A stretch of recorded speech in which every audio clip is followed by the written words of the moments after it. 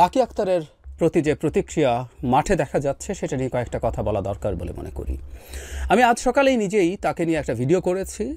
আমি বেশ কঠোরতার সাথে তার ব্যাপারে সতর্ক থাকার আহ্বান জানিয়েছি। আমি মনে করি আমাদের এই সতর্ক থাকা দরকার। কিন্তু প্রশ্ন হচ্ছে, গতকাল তিনি যা করেছেন তার জন্য কি তিনি গ্রেফতার হতে হবে এমন কোনো অপরাধ করেছেন?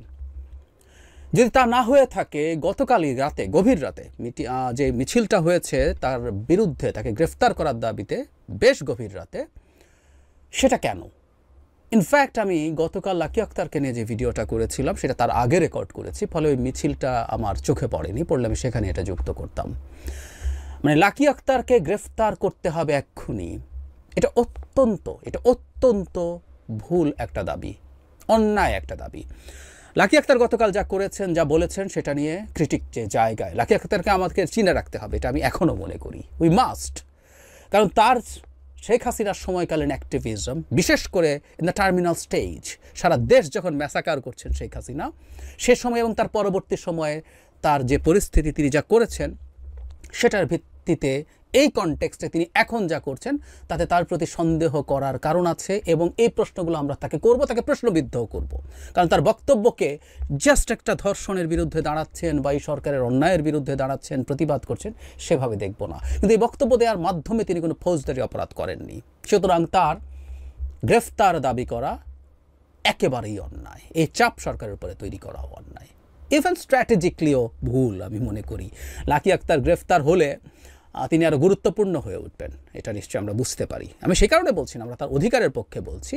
কিন্তু আবার পলিটিক্যাল পয়েন্ট অফ ভিউতেও যদি কেউ চিন্তা করেন তার গ্রেফতার তাকে এখন আবার স্টার বানাবে, সো এটার কোনো দরকারই ছিল না। কিন্তু সেটাও সরিয়ে রেখে বলছি, আমরা কারো প্রতি অন্যায় কিছু করবে না, হতে পারে না। আমরা শেখ হাসিনারও ন্যায় বিচার চাই, আমি চাই। এবং আমার সেই রেকর্ড আছে, 5 তারিখ, আপনাদের অনেকের মনে আছে, আমি আমার প্রথম ভিডিওতে শেখ হাসিনা পালিয়ে যাওয়ার পর, তারপরেও আবার বলেছি, আওয়ামী লীগের প্রতিষ্ঠান, ব্যক্তি, বাসস্থান কোথাও হামলা করা যাবে না। আওয়ামী লীগের লোকজন কোর্টে হামলা শিকার হয়েছেন, প্রতিবাদ করেছি, তীব্র গালি খেয়েছি। আমি জানতাম এগুলো বললে গালি খাবো, বাট আমি সেই জায়গা থেকে সরে আসিনি। ঠিক একইভাবে কারো কোনো অপরাধ যদি হয় তার জন্য ন্যায় বিচার আমরা চাইবো।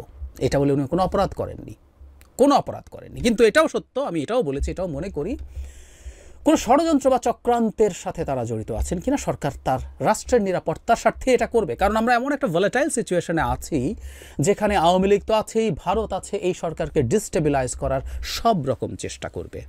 কেউ কেউ রাইটলি বলেন যে সোকল্ড শাহবাগ, সোকল্ড গণজাগরণ মঞ্চের মতো কিছু করে যে পলিটিক্যাল ক্যাপিটাল তৈরি করার সুযোগ হয়েছিল, সম্ভব হয়েছিল, সেই ক্যাপিটাল শেষ বহু আগেই, সেটা সম্ভব হবে না। সেটা যদি সম্ভব নাও হয়, কিছু ডিসরাপশন, কিছু প্রবলেম তৈরি করা যেতেই পারে। সুতরাং এই ব্যাপারগুলোতে সরকারকে সতর্ক হতে হবে। আমি বলেছি আমাদের গোয়েন্দা সংস্থাগুলো চোখ কান খোলা রাখতে হবে, কোথাও কোনো স্যাবোটাজ তৈরি করা, এমন কিছু তৈরি করা যাতে পুলিশের অ্যাকশন নিয়েও তীব্র সমালোচনা হতে পারে। গতকালকে পুলিশের অ্যাকশন নিয়ে আমি কথা বলেছি, সো এগুলো খেয়াল রাখতে হবে। এর চাইতে একটা জঘন্য আলাপ এখন মাঠে আসছে, সেটা হলো জবাই কর স্লোগান, যেটা এক সময় শাহবাগে হয়েছিল। আমরা তীব্র প্রতিবাদ করেছিলাম। তখন শিবিরকে জবাই করার, জামাতকে জবাই করার কথা বলা হচ্ছিল, রাজাকারকে জবাই করার কথা বলা হচ্ছিল। এই জবাইয়ের রাজনীতির বিরুদ্ধে আমি কিছুদিন আগে ছাত্র দলের জায়গা থেকে, ছাত্র দলের একটা জমায়েত থেকে শিবিরকে জবাই করার আলাপ তোলা হয়েছিল খুলনা ইউনিভার্সিটির, মানে কুয়েটের ঘটনার পর, সেটারও প্রতিবাদ করেছি। এই দেশে শিবির জামায়াতের সাথে আমার আদর্শিক দ্বন্দ্ব আছে। আমি তাদের রাজনীতির খুব ঘোর বিরোধী, কিন্তু তাদের প্রত্যেকটা রাজনৈতিক অধিকারের পক্ষে আছে। আমার এন্টায়ার সময়টাতে যে কেউ ফলো করলেই দেখবেন। সো কোনো জবাইয়ের রাজনীতি আর হবে না বাংলাদেশে, হতে পারে না। শাহবাগে যারা গেছেন, শাহবাগে শেখ হাসিনার ফ্যাসিজমকে ওই সময় পুষ্ট করতে যারা রোল প্লে করেছেন, লাকি আক্তার তাদের একজন, আমি নিশ্চয়ই মনে করি। সেই অপরাধেরও জন্য জেনারেলি একটা ট্যাগ দেয়া এবং তাকে হত্যাযোগ্য করে তোলা এক বিভৎস ব্যাপার, ভয়ঙ্কর ব্যাপার। এটা বর্বরতা, এটা আরেক বর্বরতা। আমি অনেক সময় বলি যে আমরা চারপাশে এখন দেখতে পাচ্ছি যে শেখ হাসিনাকে কেউ ফ্যাসিস্ট বলেন, উইচ আই ডিসঅ্যাগ্রি, তারপর ধরে নিলাম তর্কের খাতিরে, তাকে সরিয়ে সেইটার জায়গায় নিজের ফ্যাসিজম, নিজের ফ্যাসিবাদ চাপিয়ে দিতে চাইছি না। এটাই অনেকে করছেন, শেখ হাসিনার ফ্যাসিজম সরিয়েছি কারণ আমি আমার ফ্যাসিবাদ চাপিয়ে দিতে চাই।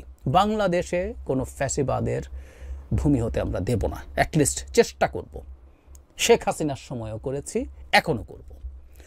সুতরাং বাংলাদেশে জবাই করার রাজনীতি, সেটা শাহবাগী ট্যাগ দিয়ে হোক, যেহেতু এখন যারা ওই সময়ে শাহবাগের বিরুদ্ধে ছিলেন, আর এখানে একটা কথা একটু বলে রাখাও ভালো, যেভাবে জেনারেলাইজ করা হচ্ছে, এটা আমরা একটা সময় গিয়ে তো আসলে বোঝা গেল যে আওয়ামী লীগ এটাকে ব্যবহার করেছে তার ক্ষমতা ধরে রাখার স্বার্থে, তার ফ্যাসিবাদকে চাপিয়ে দেওয়ার স্বার্থে। কিন্তু যুদ্ধাপরাধ এবং ওই সময় মানবতা বিরোধী যেসব অপরাধ হয়েছিল তার বিচার আওয়ামী লীগাররা শুধু চায় নাই, যে কেউ চেয়েছেন, আমরাও চেয়েছি।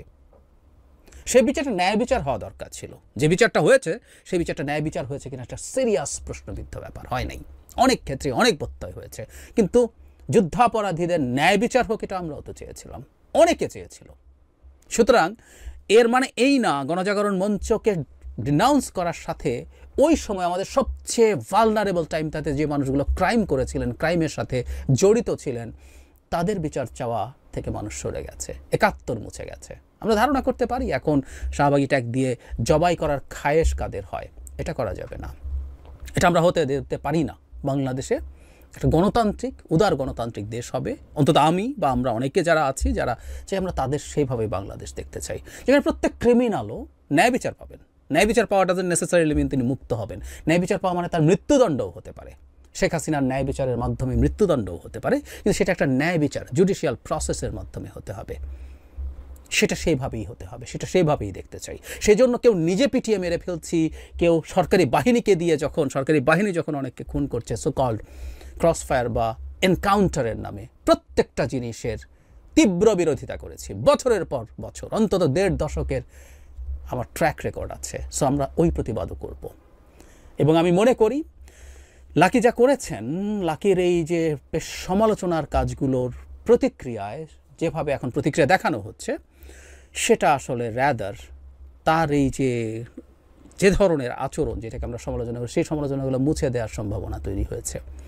আমরা এই ধরনের তীব্র প্রতিক্রিয়া, অন্যায় প্রতিক্রিয়া, অসভ্য প্রতিক্রিয়া কোনোভাবেই দেখাবো না। এবং এই ধরনের ন্যূনতম যে কোনো ঘটনা ঘটার প্রবাবিলিটি থাকলে আমরা নিশ্চয়ই লাকি আক্তারের পক্ষে থাকব। এবার একই সাথে আমি তাকে নিয়ে যে ক্রিটিক করেছি আজ সকালে, আমার সেই ক্রিটিক বলবৎ আছে, বলবৎ থাকবে। এবং তাদের মতো মানুষকে আমাদের ক্রিটিক্যালি দেখতে হবে, মনের মধ্যে তাদের এই ব্যাকগ্রাউন্ড, কনটেক্সট সব কিছু নিয়েই বিচার বিবেচনা করতে হবে। তাদের কথাকে কিভাবে নেব সেটার উপরে ডিপেন্ড করবে।